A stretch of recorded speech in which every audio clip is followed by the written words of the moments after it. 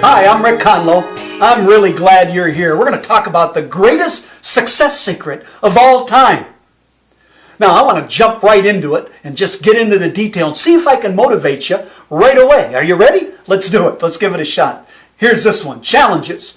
I expected times like this, but I never thought they'd be so bad, so long, so frequent. Are you motivated now?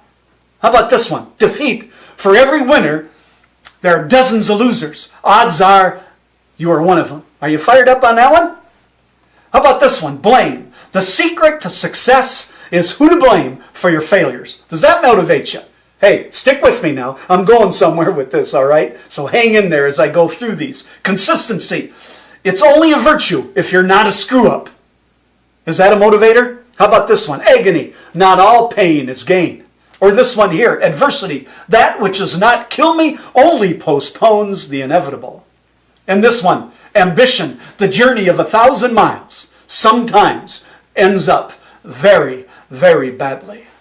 Are you motivated now? I'm sure you're not. I'm sure you thought, what is this guy doing with this information here? Here's the thing. Sometimes in our journey for success, it doesn't work out the way we want to. Things go bad. You hear what I'm saying? It doesn't work out. We fail. We make mistakes. We get disappointed. We get frustrated. Isn't that true? And so then we say, I'm not a success. In fact, if you look at this slide here that I have up, sometimes we get mixed emotions. We've got the failure, the fear, the doubt, the frustration, the worry, the unbelief, the disappointment.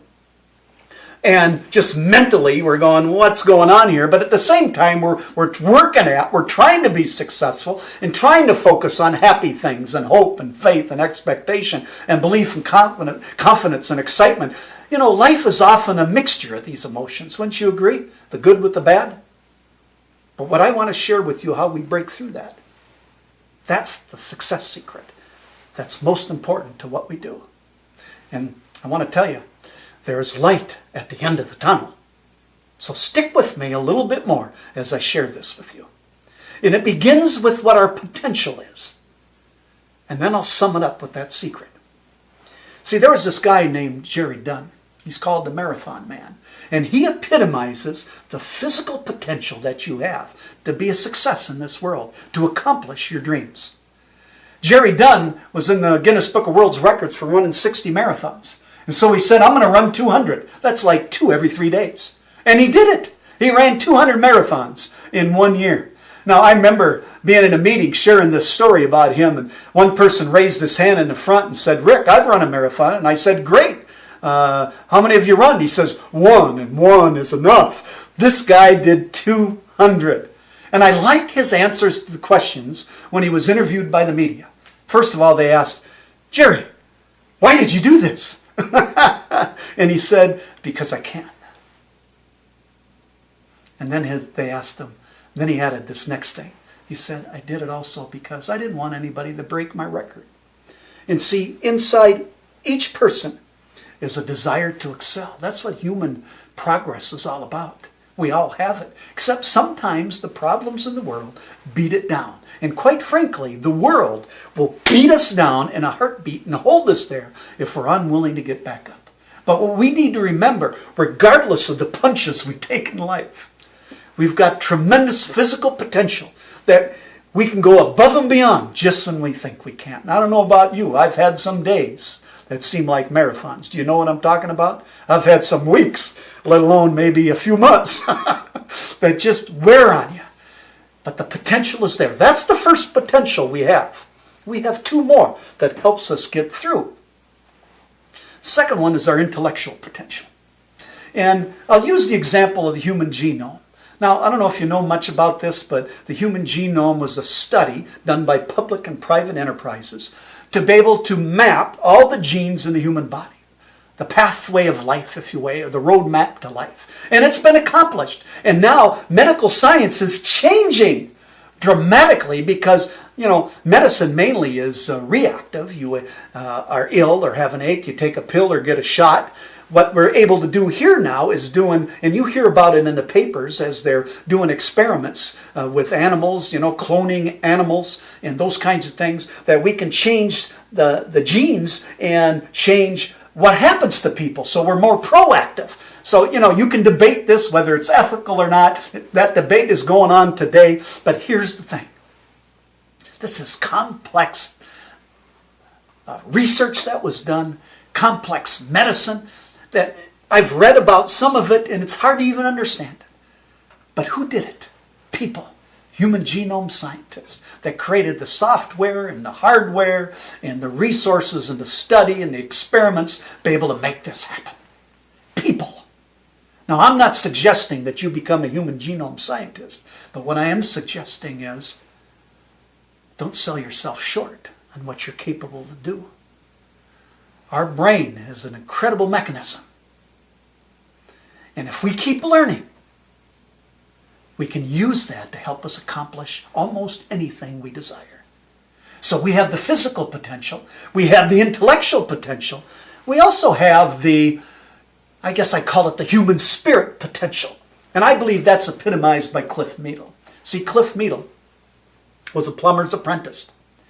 And he was jackhammering a hole to get to a water pipe. And he accidentally put his jackhammer through 3 high voltage cables. He instantly received 30,000 volts of electricity. And that's like 5 times more than they give people on the electric chair.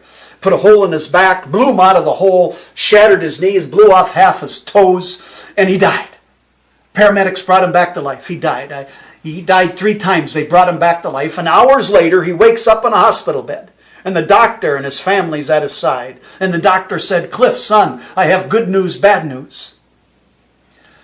The good news is you survived this horrible tragedy. The bad news is you'll never walk again.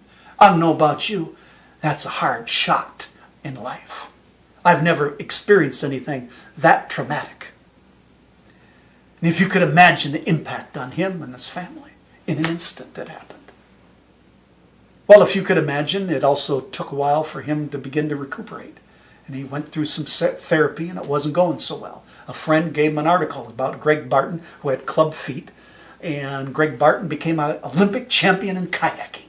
Cliff thought that, hey, I can't walk, maybe I can learn to kayak. So he redoubled his efforts and he got into it. And lo and behold, he proved the doctors wrong. He ever so shakily started learning how to walk.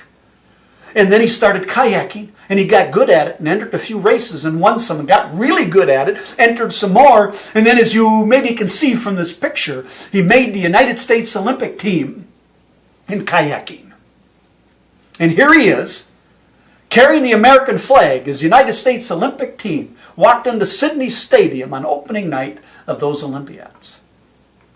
602 members of the team voted him the flag bearer. Now, Cliff did not win a medal.